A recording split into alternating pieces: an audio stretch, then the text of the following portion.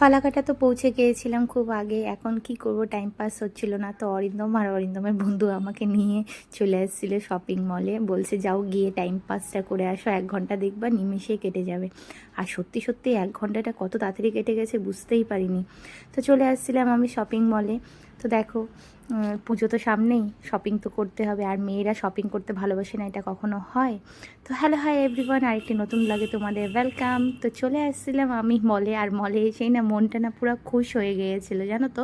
চারিদিকে এত সুন্দর সুন্দর জামা কাপড় দেখে আর অফার দেখে। আর আমার উদ্দেশ্য ছিল হচ্ছিলো আদ্যুর জন্য নেওয়ার।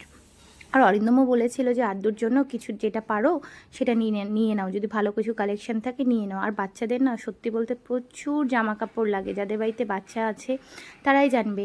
এত তাড়াতাড়ি বড় হয়ে যায়, আর একটা ড্রেস হয়তো বেশি দিন পরতেই পারে না, কেন ওই বারবার ধোয়ার জন্য রং চলে যায়, ওই কালার ফেড হওয়া জামা কাপড় সত্যি বলতে ভালো লাগে না।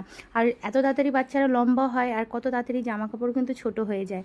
তো আমি ওখান থেকে নিয়ে নিয়েছিলাম আদ্যুর জন্য প্যান্ট, কয়েকটা প্যান্ট নিয়েছি, কারণ হলো প্যান্টে ভালো ভালো অফার ছিল। আর সত্যি কথা বলতে ও এই ধরনের প্যান্টই পরতে ভালোবাসে, টিউশন যাওয়ার জন্য একদম দারুণ। মানে ও একটু কমফোর্টেবল জিনিসগুলো পরতে ভালোবাসে। তো আমি এতগুলো চয়েস করে নিয়েছিলাম কোনটা নিব না নিব, ওর বাবাকে ভিডিও কল করে দেখাচ্ছিলাম আর কি।